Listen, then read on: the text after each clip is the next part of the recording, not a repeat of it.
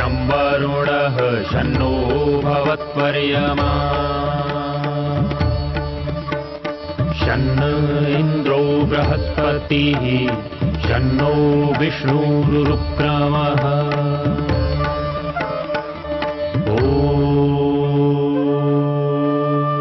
शान्ति शान्ति शान्तिः।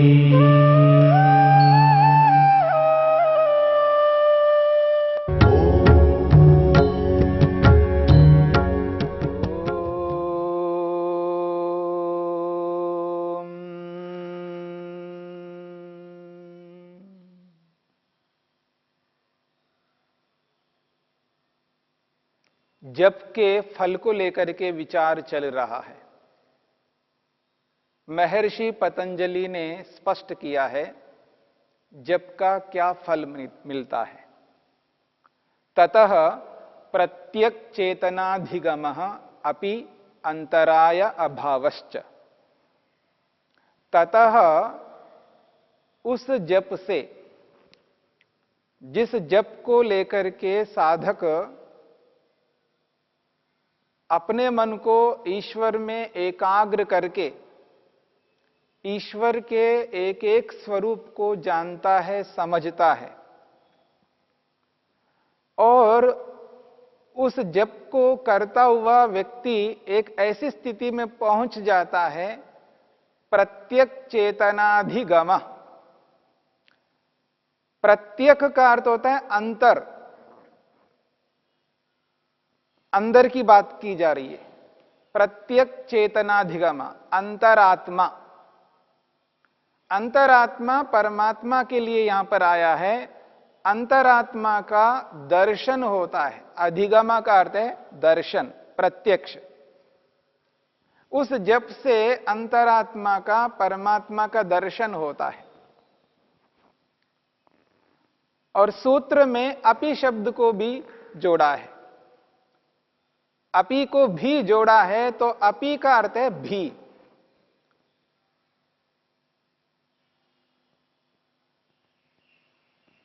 परमात्मा का जहां दर्शन होता है वहां आत्मा का भी दर्शन होता है।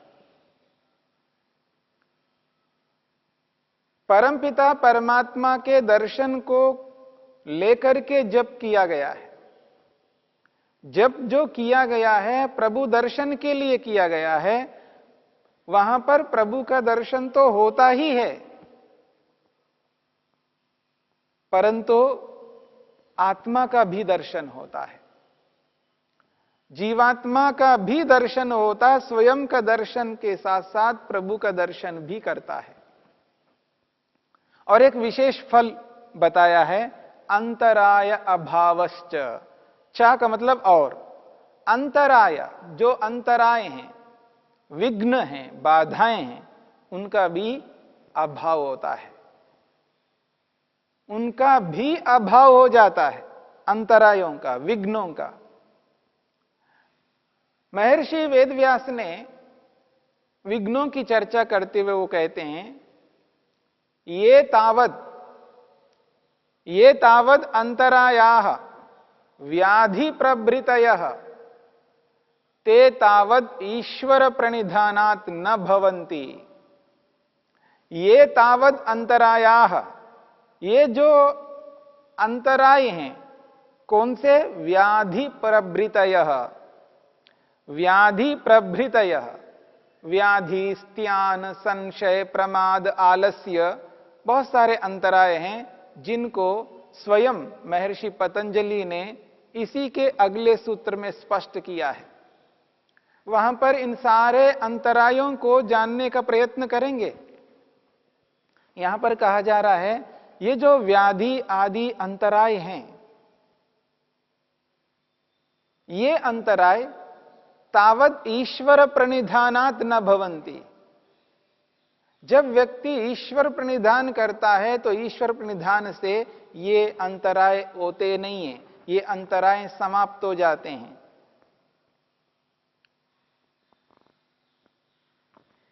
परिणाम फल बताया जा रहा है जप का, और यहां पर बताया है ईश्वर प्रणिधान से ये अंतराय नहीं होते हैं। अब ईश्वर प्रणिधान एक ऐसा शब्द है जो समस्त कर्म इस ईश्वर प्रणिधान के अंतर्गत आ जाते हैं, क्योंकि ईश्वर प्रणिधान में समस्त कार्यों को ईश्वर को अर्पित करना होता है। सर्व क्रियाणाम अर्पणम तत्फल संन्यासो वा।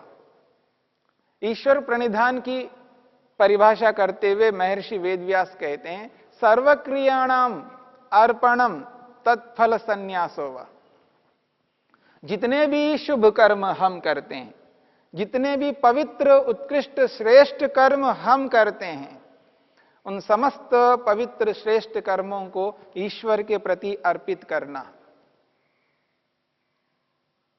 तो श्रेष्ठ में भी श्रेष्ठ, सर्वश्रेष्ठ यदि कर्म है तो वह है जप, ध्यान। ये जो जप है ये सर्वोत्कृष्ट कर्म है।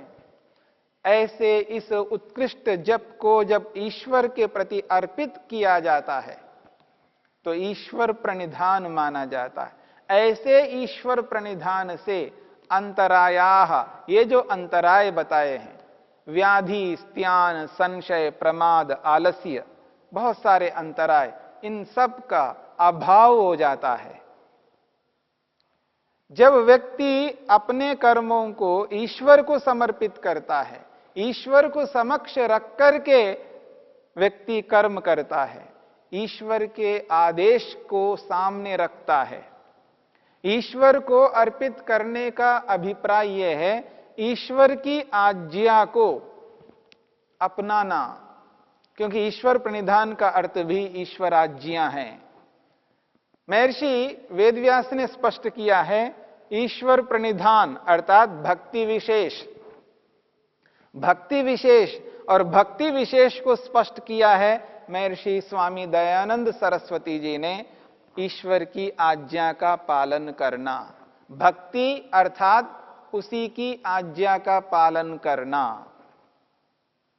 तो ये जो जप है, यह जप ईश्वर की आज्ञा का पालन करने का एक सर्वोत्कृष्ट उदाहरण है। जिस ईश्वर को हम प्राप्त करना चाहते हैं उस ईश्वर को जानने का एक माध्यम है और उत्कृष्ट कर्म है। इस कर्म को करते हुए ईश्वर के स्वरूप को जानते हैं। ईश्वर का जिस प्रकार का स्वरूप है उसी स्वरूप को आत्मसमक्ष रखते हैं, ईश्वर की उपस्थिति को स्वीकार करते हैं और ईश्वर को ईश्वर के रूप में जानना बहुत बड़ी बात है। आज ईश्वर को तो जानते हैं, बहुत सारे लोग जानते हैं, जैसा ईश्वर है वैसा नहीं जानते हैं। किसी वस्तु को जानना यथार्थ रूप में जानना है तो उचित है, जाना भी जा रहा है और अयथार्थ के रूप में जाना जा रहा है। जो वस्तु जैसी है उसके विपरीत जानना अज्ञान कहलाता है, अविद्या कहलाती है। मोटी भाषा में कहें तो मूर्खता मानी जाएगी। और ईश्वर भक्त मूर्खता कभी ना करे। जिसको ईश्वर भक्त कहा जा रहा है, ईश्वरोपासक कहा जा रहा है, जब करने वाला है, योगाभ्यासी है, उसको मूर्खता नहीं करनी। क्योंकि अविद्या के रहते हुए व्यक्ति वस्तु के यथार्थ स्वरूप को जान नहीं पाता। वस्तु के यथार्थ स्वरूप को जानने के लिए अपनी मूर्खता को हटाना पड़ेगा। सत्य को सत्य के रूप में समझने की क्षमता को उत्पन्न करना होगा, विवेक को उत्पन्न करना होगा। इसलिए ईश्वर के यथार्थ स्वरूप को जाना हुआ व्यक्ति, विवेकी व्यक्ति जब जप करता है तो अपने मन को ईश्वर में एकाग्र करके करता है। और जब ईश्वर के यथार्थ स्वरूप को जैसे जैसे जप के माध्यम से जानता जाएगा, ईश्वर के अलग अलग गुण कर्म स्वभावों को जप के माध्यम से एहसास करता जाएगा, व्यवहार काल में ईश्वर की आज्ञा का पालन करता जाएगा, जिस व्यक्ति के साथ जिस रूप में व्यवहार करना चाहिए उसी रूप में करेगा, क्योंकि ईश्वर की आज्ञा उसी रूप में है।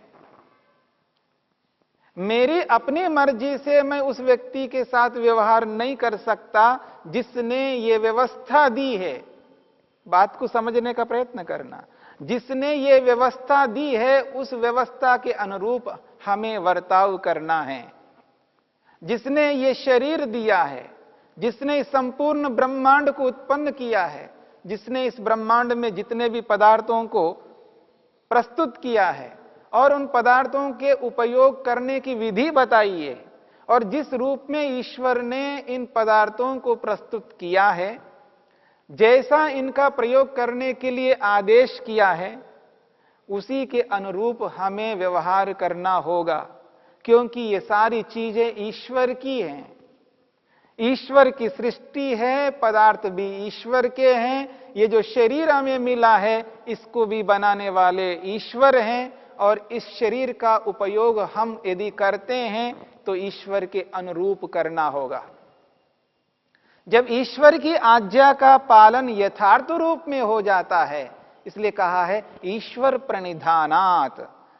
ईश्वर प्रणिधान करने से वो जो अंतराय है न भवंती, नहीं होते हैं। व्याधि, स्त्यान, संशय, प्रमाद आदि बहुत सारे विघ्न हैं, अंतराय हैं, बाधाएं हैं, समस्याएं हैं, वो उत्पन्न नहीं होंगे। वो सारे के सारे विघ्न, अंतराय हट जाएंगे। ये ईश्वर प्रणिधान से संभव है। और ये जो जप हम कर रहे हैं, यह जप सर्वोत्कृष्ट कर्म होने के कारण से इस जप को ईश्वर को समर्पित कर रहे हैं, इसलिए ईश्वर प्रणिधान माना जाएगा। ऐसे ईश्वर प्रणिधान को संपन्न करने से अंतराय, विघ्न नहीं होते हैं। तो यहां पर 3 प्रकार के फलों को प्रस्तुत किया है। एक ईश्वर का दर्शन है, और एक आत्मा का स्वयं का दर्शन है, और तीसरा फल है समस्त विघ्नों का नाश होना। अब जीवन में कोई विघ्न उपस्थित नहीं होगा, और यदि होगा तो उससे दुखी योगी योगाभ्यास नहीं होगा, और उसका यथार्थ समाधान करेगा। क्योंकि शरीर है तो शरीर के रहते हुए कोई ना कोई विघ्न, बाधा, समस्या सामने आएगी, पर उस समस्या को समस्या ना मानता हुआ, उस विघ्न को, उस बाधा को बाधा ना मानता हुआ, उसका समाधान के रूप में तत्पर रहता है, बिना कठिनाई के, बिना बाधा के, बिना चिंता के, बिना अप्रसन्नता के, बिना भय के, बिना परतंत्रता के, उन समस्त विघ्नों का समाधान इस शरीर में रहते हुए भी करेगा। और जब मुक्ति में जाएगा तो वहां कोई भी किसी भी प्रकार की समस्या, विघ्न, बाधा कभी उपस्थित नहीं हो पाएगी। इसलिए कहा महर्षि वेदव्यास ने, ये तावद अंतरायाः व्याधि प्रभृतयः ते तावद ईश्वर प्रणिधानात् न भवन्ति। ये जितने भी विघ्न हैं, बाधाएं हैं, ईश्वर प्रणिधान कर लेने से ये उत्पन्न नहीं होंगे। और यदि ये विघ्न उत्पन्न हो भी जाते हैं तो उनका उचित समाधान बिना कठिनाई के वो कर लेता है, क्योंकि वो ईश्वर प्रणिधान करता है, ईश्वर के स्वरूपों को जानता है। अलग अलग जप के माध्यम से ईश्वर के अलग अलग स्वरूप को जानता है। ईश्वर के न्यायकारी के स्वरूप को जानता हुआ व्यक्ति दूसरे के साथ कभी अन्याय नहीं कर सकता। जो व्यक्ति ईश्वर के न्याय स्वरूप को लेकर के जप करता है, और जप को जप के रूप में करता है, विधि पूर्वक करता है, अर्थ के साथ करता है, ईश्वर के एहसास को करता हुआ जप करता है, जो व्यक्ति जप करता है वो भी ईश्वर के न्याय स्वरूप को लेकर के, वह व्यक्ति दूसरे के साथ अन्याय नहीं कर सकता। यदि वो करता है दूसरे के साथ अन्याय, इसका अर्थ है ईश्वर के न्याय को उसने नहीं जाना, नहीं समझा। और ईश्वर के सर्वरक्षकत्व को लेकर के जब जप करता है, तो जो व्यक्ति ईश्वर की सुरक्षा को अनुभव करता हुआ जप को संपन्न करता है, वो अन्यों की असुरक्षा कभी नहीं करेगा। जब स्वयं की रक्षा ईश्वर से करवा रहा हो और ये एहसास करता है कि मेरे को ईश्वर के अनुरूप चलना है, ईश्वर की आज्ञा के अनुरूप चलना है, तो वह व्यक्ति ईश्वर के सर्वरक्षक स्वरूप को अनुभव करता हुआ दूसरों को सुरक्षित ही करेगा, असुरक्षित कभी नहीं करेगा। अपनी जिम्मेदारी को, अपने कर्तव्य को कभी भी छोड़ेगा नहीं है। ये जप का परिणाम है। जैसे जैसे ईश्वर के अलग अलग स्वरूपों को जप के माध्यम से जानता जाता है, और वैसा ही व्यवहार अन्यों के साथ करता जाता है। ईश्वर को सत्य के रूप में जब जप करता है, सत्यम, ईश्वर सत्य स्वरूप है। जब ईश्वर सत्य स्वरूप है, तो जब व्यवहार करता है, अन्यों के साथ व्यवहार करता है, तो ईश्वर के सत्य स्वरूप को अनुभव करता है और अन्यों के साथ असत्य आचरण कभी भी नहीं करता। ईश्वर को ज्ञान स्वरूप में अनुभव करता है, तो स्वयं को ज्ञानी बना करके ज्ञान अपने अंदर धारण करता हुआ ये जो जानकारी है, उस जानकारी के अनुरूप चलता है। मूर्खता से, अज्ञानता से, अविद्या से कभी युक्त नहीं होता है। तो अलग अलग प्रकार से ईश्वर के अलग अलग स्वरूपों को अपने समक्ष रखता हुआ जब व्यक्ति जप करता जाता है, उस जप का परिणाम यह निकलता है, वह व्यक्ति अन्यों के साथ उचित व्यवहार करता है। जब उचित व्यवहार करता है, तो उसके जीवन में जो विघ्न हैं, बाधाएं हैं, समस्याएं हैं, वो बहुत कम आएंगी, और जो भी आएंगी उनका उचित समाधान बिना कठिनाई के, बिना बाधा के, बिना चिंता के, बिना भय के और बिना परतंत्रता के सहजता से, सरलता से उसका समाधान करता है, और उन बाधाओं को कभी बाधा के रूप में अनुभव नहीं करता। उन बाधाओं को सदा समाधान के रूप में देखता है, क्योंकि वो ये एहसास करता है, ये जो बाधा मेरे सामने उपस्थित हो रही है, इस बाधा के उपस्थित होने से पहले ही इसका समाधान मेरे पास में है। ईश्वर भक्त का जो सोच है, उसका जो विचार है, वो निराला होता है। वो ये एहसास करता है, ये जो भी बाधा मेरे सामने आ रही है, ये तो बाद में आ रही है, पहले से मेरे पास समाधान है। मैं चिंतित कभी नहीं हो सकता, मैं दुखी कभी नहीं हो सकता, मैं दबाव कभी अनुभव नहीं कर सकता, मैं डर इसलिए नहीं सकता क्योंकि डरने का कोई कारण मेरे पास में नहीं है। मैं ईश्वर की आज्ञा का पालन कर रहा हूं। यह है ईश्वर प्रणिधान। इस ईश्वर प्रणिधान से अंतराय, विघ्न समाप्त हो जाते हैं।